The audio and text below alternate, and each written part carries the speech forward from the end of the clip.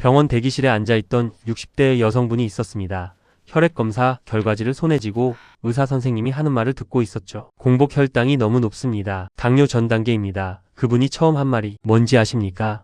선생님, 저 단 거 거의 안 먹는데요. 케이크도 안 먹었고 사탕도 안 먹었고 콜라도 안 마셨는데 근데 왜 혈당이 올라간 걸까요?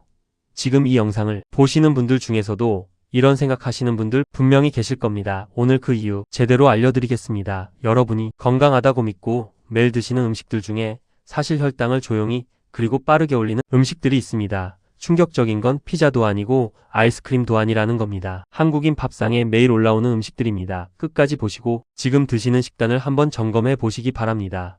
첫째로 흰쌀밥입니다. 밥 힘으로 산다는 말이 혈당을 죽이고 있습니다. 여러분, 솔직히 말씀드리겠습니다. 한국인의 혈당 문제 시작도 끝도 흰쌀밥입니다. 많은 분들이 이렇게 생각하십니다.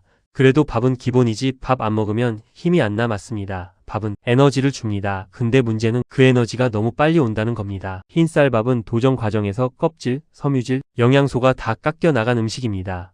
남은 건 순수한 전분 덩어리입니다. 입에 넣는 순간부터 빠르게 분해되기 시작해서 혈액 속으로 포도당이 물밀듯이 쏟아져 들어옵니다. 혈당 지수 GI로 비교해보면 흰쌀밥은 설탕보다 혈당을 더 빨리 올릴 수 있습니다. 더 심각한 건 먹는 방식입니다. 밥 한 공기, 국물 한 그릇, 따뜻한 반찬 몇 가지. 이 패턴 익숙하지 않으십니까? 이렇게 먹으면 한 끼에 탄수화물을 얼마나 먹는지 계산해 보신 적 있으십니까? 밥 한 공기만 해도 탄수화물이 60g에서 70g 이상입니다.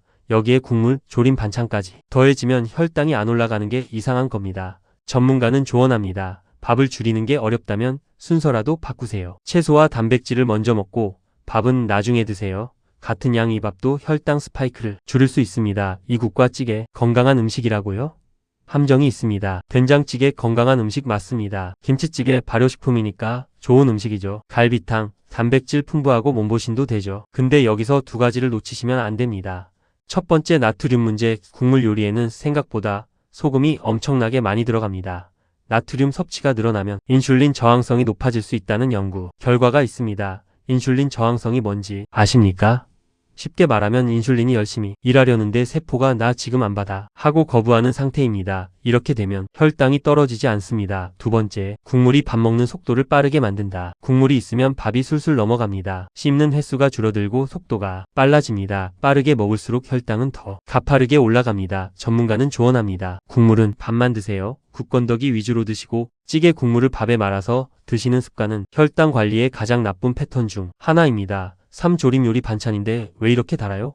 장조림, 감자조림, 불고기, 닭갈비 이 음식들의 레시피를 한번 떠올려 보십시오. 재료를 볶거나 끓이면서 설탕 2스푼, 물엿 1스푼, 간장 이렇게 하면 맛있습니다. 밥 도둑이죠. 근데 이게 문제입니다. 설탕, 물엿, 탄수화물, 재료 감자, 당근 이 조합이 들어간 반찬을 흰쌀밥이랑 같이 먹는다는 건 혈당에 이중 폭탄을 던지는 겁니다. 특히 감자조림이 위험합니다. 감자 자체가 이미 혈당 지수가 높은 음식인데 여기에 설탕과 물엿까지 더해지면 이게 밥이야? 반찬이야? 할 정도의 탄수화물 덩어리가 됩니다. 단맛이 강한 반찬일수록 여러분의 혈당 그래프는 더 가파르게 올라가고 있는 겁니다. 전문가는 조언합니다. 조림 요리를 완전히 끊을 수 없다면 설탕과 물엿 대신 대체 감미료를 쓰거나 단맛을 절반으로 줄이는 것만으로도 차이가 납니다. 면 요리 가볍게 한 끼가 혈당 폭탄이 된다. 점심에 바쁘면 뭐 드십니까? 라면 하나, 칼국수 한 그릇, 잔치국수. 오늘은 가볍게 먹었다고 생각하십니까? 사실 그 한 그릇이 흰쌀밥보다 혈당을 더 빨리 올릴 수 있습니다. 밀가루로 만든 면은 정제 탄수화물의 결정체입니다. 게다가 면은 굉장히 빠르게 소화됩니다. 빠른 소화, 빠른 혈당 상승입니다. 라면은 여기에 더해서 고나트륨, 포화지방, 정제, 탄수화물, 삼박자가 다 갖춰진 음식입니다. 냉면은 어떻냐고요? 냉면에 들어가는 육수와 소스에 설탕이 상당히 많이 들어갑니다. 그래도 냉면은 차가우니까 괜찮지 않나요? 차갑다고 혈당이 덜 올라가는 건 아닙니다. 전문가는 조언합니다. 면을 먹어야 한다면 채소와 달걀, 두부 같은 단백질을 꼭 함께 드세요. 단백질이 혈당 상승 속도를 늦춰주는 역할을 합니다. 오떡 우리 전통식이니까 괜찮겠지 생각합니다. 명절에, 제사에, 간식으로 떡은 우리 문화에서 빠질 수 없는 음식입니다. 그리고 많은 분들이 이렇게 생각합니다. 케이크보다는 낫겠지. 전통 음식이니까 몸에 맞겠지. 냉정하게 말씀드리겠습니다. 떡의 주재료가 뭡니까? 찹쌀, 쌀가루, 설탕. 찹쌀은 일반 쌀보다 소화 흡수가 더 빠릅니다. 즉 혈당이 더 빠르게 올라갑니다. 가래떡, 인절미, 절편, 송편 이 떡들은 혈당 지수가 상당히 높은 음식들입니다. 더 무서운 건 떡을 먹을 때 한두 개만이라고 생각하지만 그 두 개가 밥 반 공기에 해당하는 탄수화물일 수 있다는 겁니다. 전문가는 조언합니다. 떡은 공복에 드시면 안 됩니다. 반드시 식사와 함께 양을 정해서 드세요. 당뇨나 전당뇨가 있으신 분들은 명절에 특히 주의가 필요합니다. 결론 음식을 끊을 수는 없습니다. 하지만 방법은 있습니다. 오늘 소개한 5가지 음식을 다시 보십시오. 흰쌀밥, 국과 찌개, 조림, 요리면, 요리, 떡 이걸 다 끊고 살 수 있습니까?